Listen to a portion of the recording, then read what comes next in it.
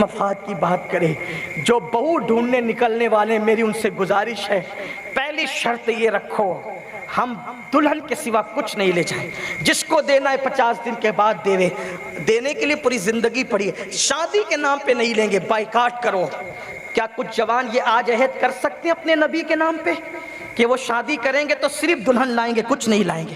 کچھ لوگ کر سکتے ہیں یہ ارادہ؟ کچھ لوگ ہاتھ اٹھا کر کے اعلان کر سکتے ہیں؟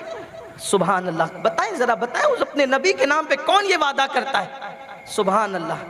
ہاں چلے جن کی بہت سارے جو شادی شدہ ہے، اپنے بیٹوں کی شادی کرو گے تو کون جہیز نہیں لائے گا؟ یہ ہوگا انشاءاللہ. باپو بھی ہاتھ اٹھا رہے ہیں، ان کے 4 بیٹے ہیں ماشاءاللہ، اللہ اور برکت عطا فرمائے. ہاں یہ ہمیں شروع کرنا ہوگا. چلے بات دور نکلی، بات سمیٹتے ہیں. حضور علیہ السلام پہنچے اس یہودی کے دروازے پہ. رو رہا تھا نا بچہ، یہی بات چل رہی تھی. آپ میرے ساتھ رہا کریں، اس لیے کہ میری عادت ہے پیسنجر گاڑی کی طرح میں ذرا رکتے رکتے چلتا. حالانکہ یہ تقریر کے فن کے خلاف ہے. مقرر کو چاہیے کہ وہ جو بات کرے سیدھی کرے، ادھر ادھر نہ رکے.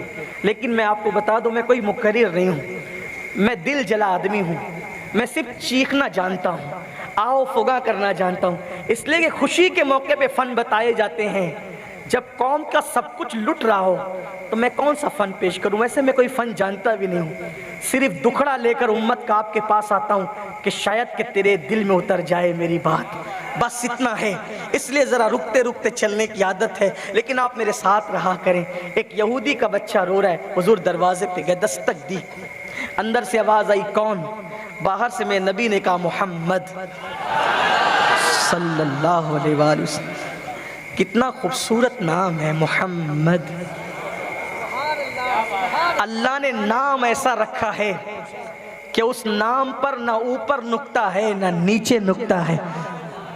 نقطوں کا بوجھ بھی میرے محبوب کے نام پہ آ جائے اللہ کو یہ گوارا نہیں ہے. آنکھوں کا تارا نام محمد، دل کا اجالا نام محمد.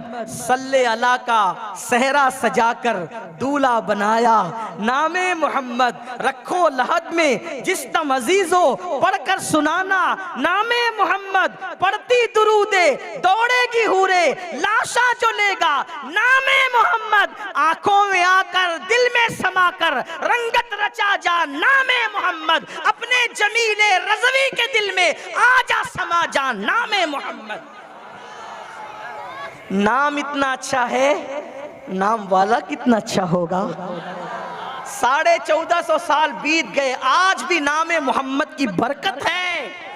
آقا نے فرمایا جس نے میری محبت میں اپنے بیٹے کا نام محمد رکھا، اس پر بھی اس کے بیٹے پر بھی جہنم کی آگ حرام ہو گئی. نام محمد والا بندہ جس کا نام حضور کے نام پہ محمد رکھا گیا، وہ دسترخوان پہ بیٹھے گا تو کبھی کھانا گھٹے گا نہیں. نام محمد، اس لیے اپنے بچوں کا نام محمد. پہلے محمد رکھو پھر کچھ بھی رکھو، یوسف رکھو، عبداللہ رکھو، عبدالرحمن، لیکن پہلے محمد رکھو.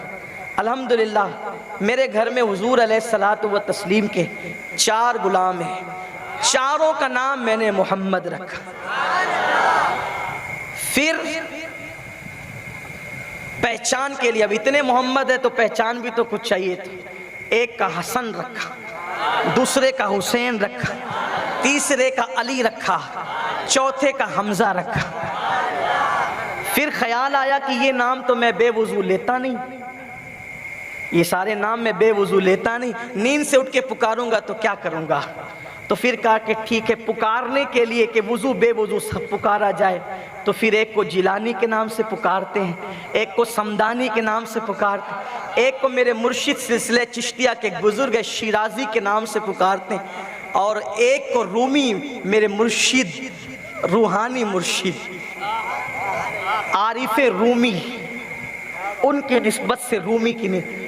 یہ اپنی دیوانگی ہے، کسی کو کچھ بھی لگے، کسی کو کچھ بھی لگے، یہ اپنی دیوانگی. اس لیے کہ انہو مجنون، کوئی پاگل تو کہے نا، کوئی پاگل. آپ سے بھی کہتا ہوں محمد نام رکھو اور اپنے بچوں کے نام صحابہ اور اہل بیت کے نام پہ رکھو. مر جاؤ کوئی بگاڑنے کے لیے آئے تو تمہارے بچے کہے میں ایرے غیرے کا نہیں، اہل بیت کے غلام کی اولاد ہوں، صحابہ کے غلام کی اولاد ہوں۔ بچوں کو یہ ٹائٹل دے دو، اور آپ کو بتاؤں للو، پپو، بنٹو، ٹنٹو یہ سب نام رکھو گے، بچہ محفل میں جا کے شرمائے گا میرے باپ نے نام کیسا رکھا۔ لیکن حسن رکھو گے، یہ انتخاب کسی دنیا کے انسان کا نہیں ہے۔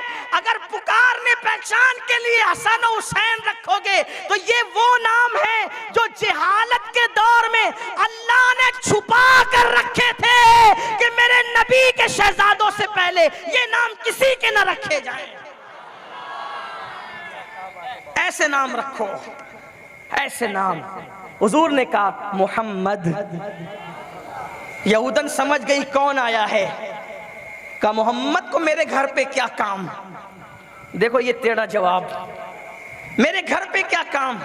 لیکن قربان ان کے اخلاق پر، یہی کہہ رہا اخلاق کی بنیاد پہ کوئی پیار کر رہا ہے تو دیکھو اخلاق۔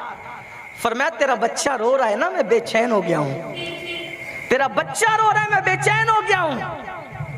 اس نے کہا بچہ میرا روتا ہے، آپ کیوں بے چین ہوتے ہیں؟ میرے کریم آقا نے کہا میری عادت ہے میں کسی کی آنکھ میں آنسو نہیں دیکھ سکتا۔ جب بھی محبت اور نفرتوں کی جنگ ہوتی ہے، جب بھی محبت اور نفرتوں کی جنگ، جیتنا ہمیشہ محبت ہی میں ہوتا ہے۔ اس نے دروازہ کھول دیا، تیرا بچہ کیوں رو رہا ہے؟ عرض کی میرے شوہر سفر میں گئے ہیں، بہت دن ہو گئے واپس نہیں آئے، سارا سامان ختم ہو گیا، تیل بھی ختم ہو گیا، چراغ میں تیل نہیں ہے، اندھیرے کی وجہ سے بچہ رو رہا ہے، اندھیرے کی وجہ سے بچہ رو رہا ہے۔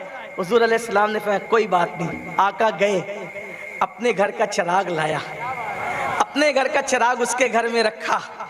حضور کے گھر کا چراغ، ہائے ہائے ہائے، حضور کے گھر کا چراغ، اپنے گھر کا چراغ اس کے گھر میں رکھا۔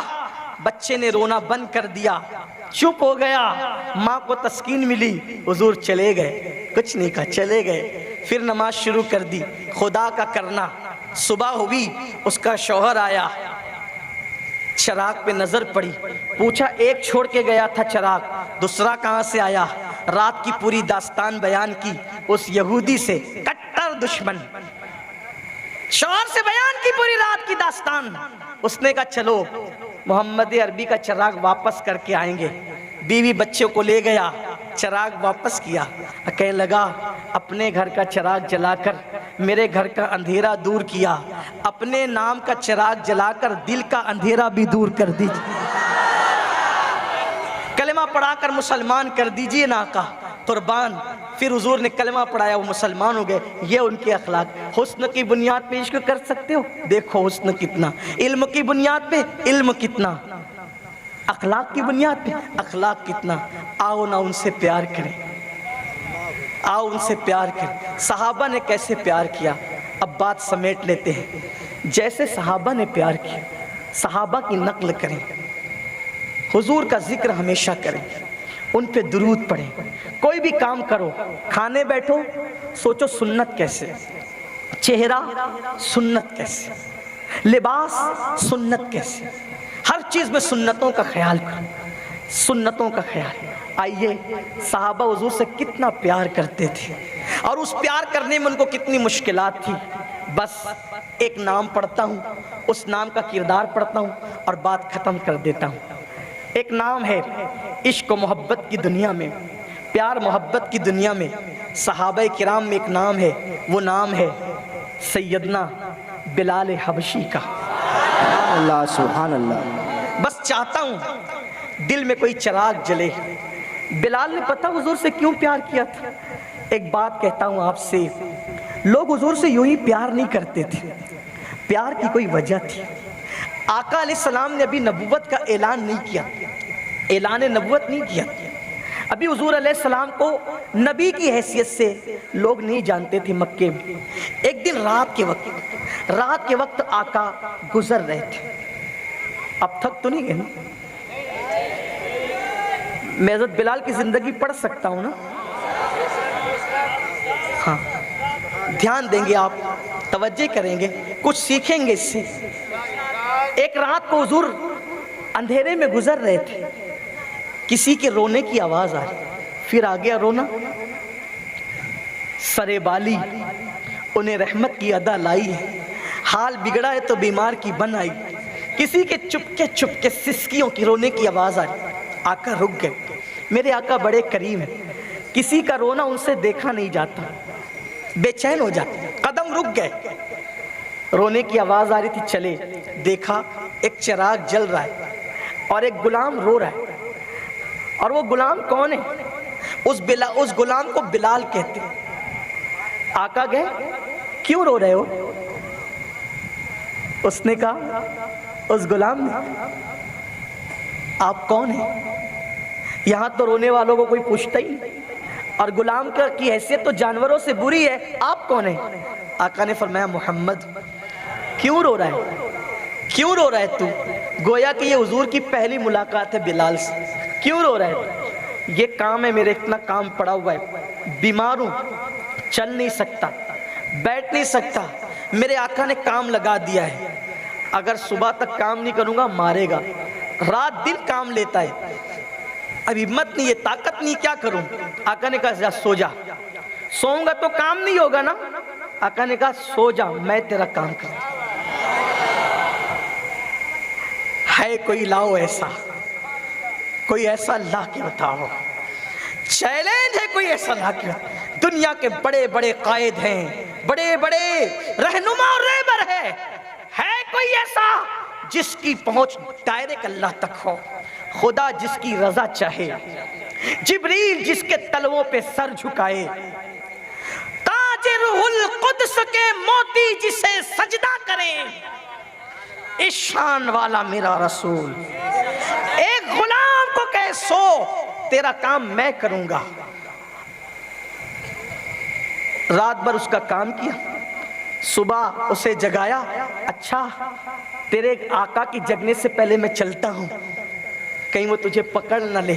دیکھ اگر کل طبیعت ٹھیک رہی تو ٹھیک, ورنہ کل میں پھر آ جاؤں گا.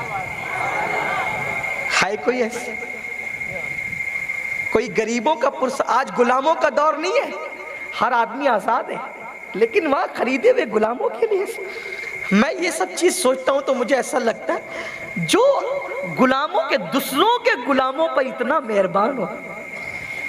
اس وقت تو بلال حضور کے غلام تو نہیں تھے نا, تھے تو کسی اور ہی کے غلام. جو دوسروں کے غلاموں پہ اتنا مہربان, وہ خود کے غلاموں پر کتنا مہربان.